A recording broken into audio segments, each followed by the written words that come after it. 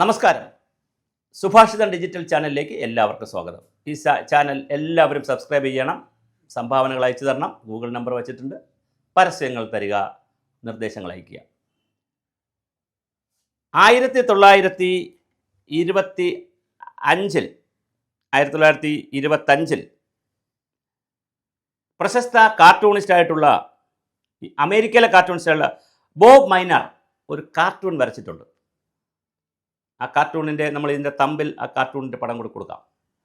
ആ കാർട്ടൂണിൽ അദ്ദേഹം പറയുന്നത് one day they will wake up, one day they will wake up. 3 രാജ്യങ്ങളുടെ ജനങ്ങളുടെ പടവും കൊടുത്തിട്ടുണ്ട്. ഒന്ന് ആഫ്രിക്ക, ഒന്ന് ചൈന, ഒന്ന് ഇന്ത്യ. അതിൻ്റെ താഴെ അമേരിക്ക ഇങ്ങനെ താഴെ നിൽക്കുന്ന, 3 പേര് അമേരിക്കക്കാർ താഴെ നിൽക്കുന്ന ഒരു ചിത്രമാണ്. അമേരിക്കൻ ഭരണാധികാരികൾ താഴെ നിൽക്കുകയും ഉയർന്നു നിൽക്കുന്നതാണ്. അതായത് ആഫ്രിക്കയിൽ ഒരാളുണ്ട്, ഒരാളിനെ റെപ്രസെൻ്റ് ചെയ്ത ഒരാളുണ്ട്, ചൈനയുടെ ഒരാളുണ്ട്, ഇന്ത്യയുണ്ട്. അതിനകത്ത് പറയുന്നത് ദേ വിൽ വേക്കപ്പ്, അവർ ഉണരും.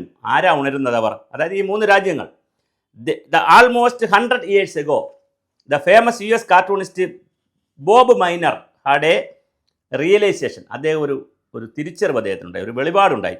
Western nations rule the world, അതായത് അമേരിക്ക അടക്കമുള്ള പടിഞ്ഞാറൻ രാജ്യങ്ങൾ ലോകത്തെ ഭരിക്കുന്നുണ്ട്. Because they were rich in money and guns, അവരിൽ തോക്കുമുണ്ട്, പണവുമുണ്ട്, അതുകൊണ്ട് അവർ ലോകത്തെ ഭരിക്കുന്നുണ്ട്.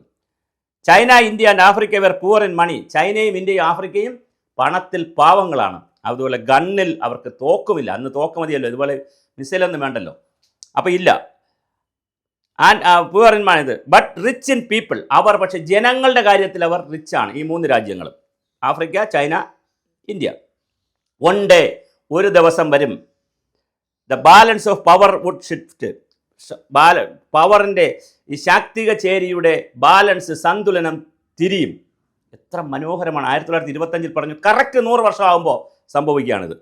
എന്നിട്ട് Minor drew this cartoon in this 25. Now 28 years later people of the world are waking up and realizing something has changed. അങ്ങനെ 100 വർഷം കഴിയുമ്പോൾ ഇത് ശരിക്കു പറഞ്ഞാൽ തിരികെയല്ലേ ലോകം. നമ്മുടെ അജിത് ഡോവൽ, ദേശീയ ഉപദേഷ്ടാവ് അജിത് ഡോവൽ റഷ്യയിൽ പോയി. റഷ്യയുടെ പ്രസിഡന്റ് പുടിൻ ഇന്ത്യയിൽ വരാനുള്ള സാധ്യത ഈ മാസം തന്നെ വരുമെന്നാണ് കേൾക്കുന്നത്. അതുപോലെ തന്നെ മോഡിയും പുടിനും പിങ്ങും, അതായത് ഇന്ത്യ, റഷ്യ, ചൈന കൂടിക്കാഴ്ചയ്ക്ക് വലിയ സാധ്യതയാണ് വരുന്നത്. അപ്പോൾ ഇതിന് അവസരമൊരുക്കണമെന്നാണ് നമ്മുടെ സാമ്പത്തിക വിദഗ്ധർ എല്ലാവരും പറയുന്നത്. അമിതാഭ് കാന്ത് ഉൾപ്പെടെയുള്ള വിദഗ്ധർ പറയുന്നത് ഇതിന് അവസരമൊരുക്കണം. ഇന്ത്യയും റഷ്യയും ചൈനയുമായിട്ട് പുതിയ ലോക ശാക്തിക ചേരി വരുന്നു. അതിനകത്തുള്ളൊരു വലിയ മെച്ചമെന്തെന്ന് വെച്ചാൽ, റഷ്യ ഒരു കാലത്ത് സോഷ്യലിസ്റ്റ് രാജ്യമായിരുന്നു. അപ്പോൾ അതിൻ്റെ ചില അനുരണനങ്ങൾ കാണുമല്ലോ അവിടെ. ചൈന മുതലാളിത്തത്തിലേക്ക് പോയിട്ടുണ്ടെങ്കിലും സോഷ്യലിസവും കമ്മ്യൂണിസവും പറയുന്ന രാജ്യമാണ് പ്രവൃത്തിയിൽ. എന്തായാലും ഇന്ത്യ ജനാധിപത്യത്തിലും അതുപോലുള്ള കാര്യങ്ങളിലും സനാതനത്തിനുമൊക്കെ വിശ്വസിക്കുന്ന രാജ്യമാണ്. അപ്പോൾ തീർച്ചയായിട്ടും ഇവരുടെ ഒരു കൂടിച്ചേരൽ അമേരിക്കയ്ക്ക് വലിയ ഭീഷണി തന്നെയായിരിക്കും. ട്രംപിൻ്റെ എല്ലാ പണിയും അടപ്പ് പൂട്ടുവാനുള്ള എല്ലാ തീരുമാനവും ഇന്ത്യ എടുത്തിട്ടുണ്ട്. ഒരു കാര്യം നിങ്ങൾ ആലോചിക്കൂ, നേരത്തെ ഇന്ത്യയെക്കുറിച്ച് പറഞ്ഞത്, നരേന്ദ്രമോദിയെക്കുറിച്ച് പറഞ്ഞത്, മോഡി ട്രംപിൻ്റെ ഭക്തനാണെന്നാണ്.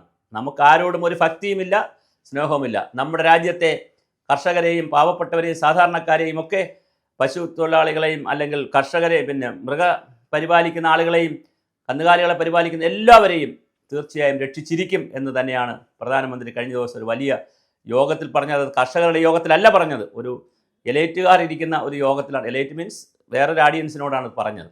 അപ്പോഴും ഞാൻ പറയുന്നത്, നമ്മുടെ രാജ്യം വിട്ടുകൊടുക്കാൻ തയ്യാറല്ല. അപ്പോഴും കേരളത്തിൽ CPM എന്ത് ചെയ്യുന്നു? തെരുവോരങ്ങളിൽ സമരം സംഘടിപ്പിക്കുന്നു എന്നൊക്കെയാണ് പറയുന്നത്. അത് ട്രംപിനെതിരെ അല്ലെങ്കിൽ മോഡിക്കെതിരെ സമരം സംഘടിപ്പിക്കും. അത് പോട്ടെ, അത് രാഷ്ട്രീയമാണ്. എന്തായാലും ഇത് വളരെ പ്രധാനപ്പെട്ട ഒരു കാര്യമായി നിൽക്കുന്നു. Modi, Putin, Ping, India, Russia, China തലവന്മാർ കൂടിക്കാഴ്ച നടത്തുമെന്നുള്ളത് 2025 പുതിയ പ്രഭാതമാണ്. 1925 വരച്ച കാർട്ടൂണിന് 100 വർഷം കഴിയുമ്പോൾ ജീവൻ വയ്ക്കുന്നു. കാർട്ടൂൺ വരച്ച ആ അമേരിക്കക്കാരന് ഒരു ബിഗ് സല്യൂട്ട്.